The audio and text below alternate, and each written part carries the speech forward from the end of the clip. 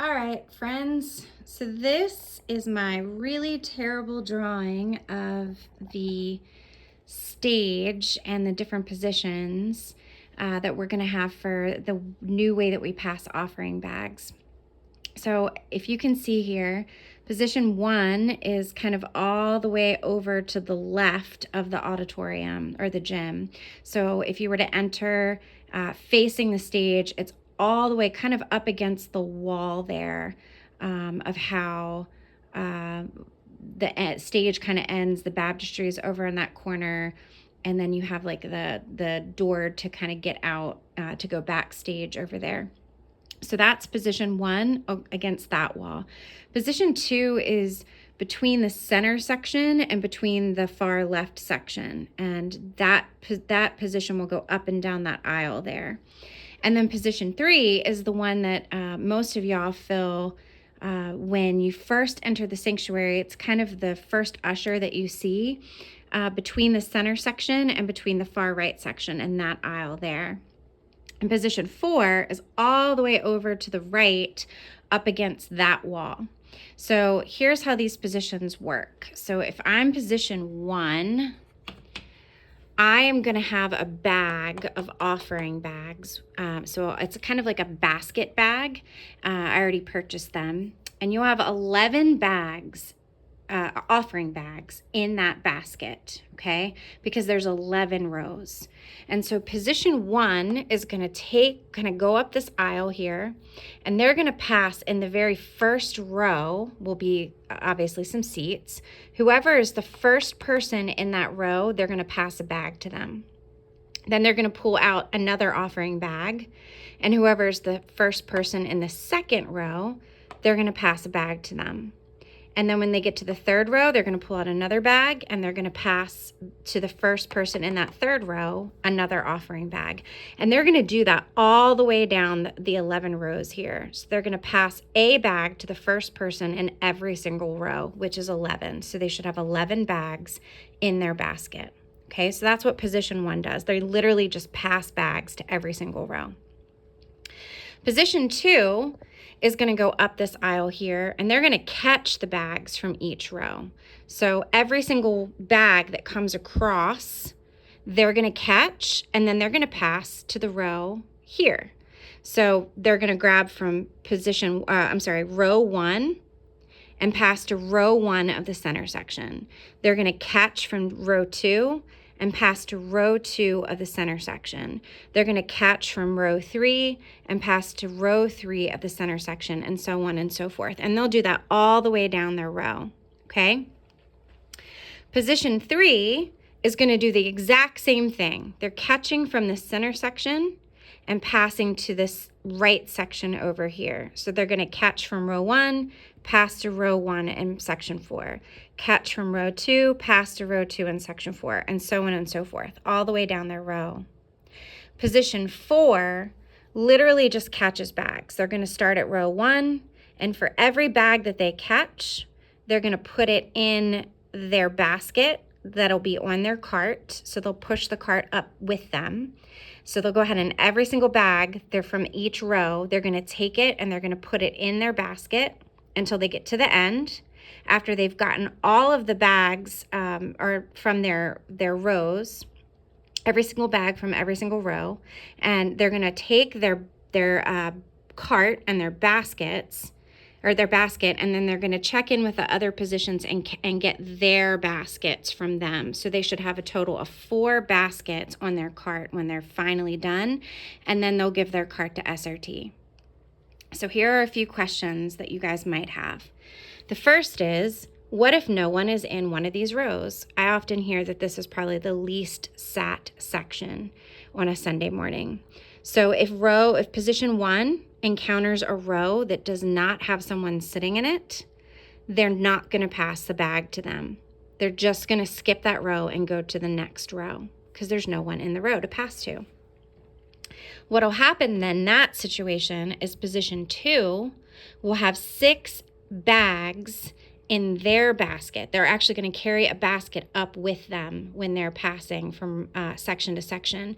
And if they encounter a row here in this section that was not set, there was no one in that row, and they need to pass a bag, what they'll do is they'll pull from the bag that, or the basket that they have.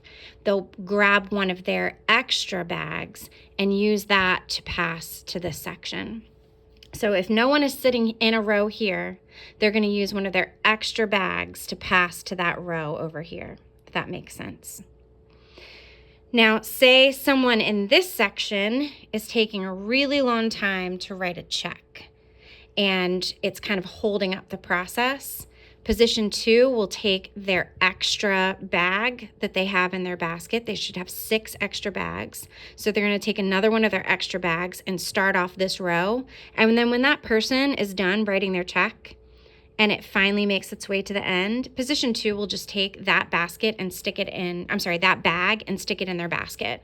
And then when position 4 captures all of the baskets, that bag will just be in their basket instead of position 4. The same thing is true of position 2 and 3. So if for some reason someone is not seated in a row here, position 2 would just skip that row, and position 3 would take from their 6 extra offering bags that they have in their basket to start off the row in section 4, or in this far right section. So they're gonna, if no one was sitting here, position 3 will use one of their extra bags to start off the row so that there's something to capture over here and these people don't get skipped.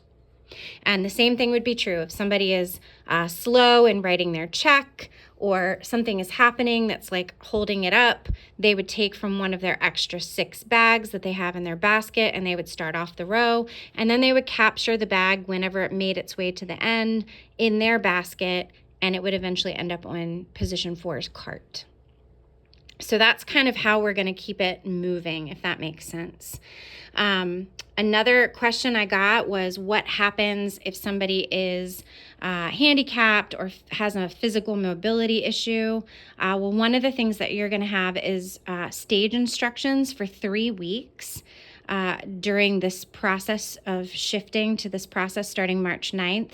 And we will say from stage something along the lines of, if, and I'm not using the correct language here, Brian's going to work on the language, but we will mention something about physical mobility.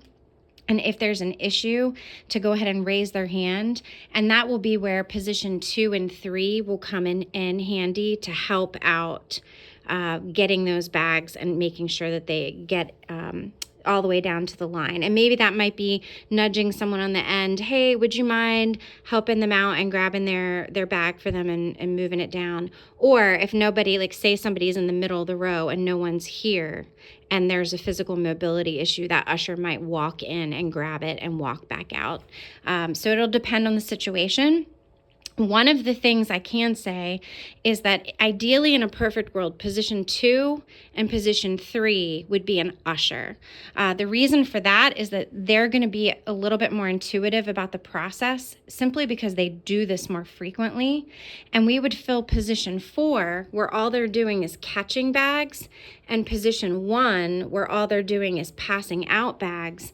We would fill those with the greeters, or the folks that we have to ask to jump in because our usher team isn't full. So in a perfect world, we'd have 4 ushers and it would be completely filled with ushers. But if we are asking for help from the greeting teams, let's ask them to do position 1 or position 4 because they're simply handing out bags or they're simply catching bags. It's a little less intuitive for those folks that don't do it as frequently as you all do. And then last but not least, position 5 here, ideally would be a team leader. You'd have 2 ushers here, maybe 2 greeters on the far ends. And then the usher lead or another usher would kind of hang back and would help assist and just kind of watch the overall process and jump in where needed. So if they're noticing for some reason that there's a hang up midway through, they might pop down this aisle and help out position 2 to finish out the end of their section. Or if they notice that there's a hang up somewhere in this process, they might jump in. Or maybe they notice position 4 is getting hung up and bags are ending. They might jump in over here, but they're just kind of hanging back and watching the whole process and jumping in where needed. They also might help out in this middle section because there's like that weird bump out here. They might help out with making sure that the bags get passed from that little section to over here. So that's kind of the new flow. I hope that makes sense. If you have any questions, feel free to reach out. The first time that we're doing this, team 3 is up. So make sure, if you're team 3, if you have a question, please, please, please ask because you guys are leading the way the first weekend with us. All right. Appreciate you all. Thank you.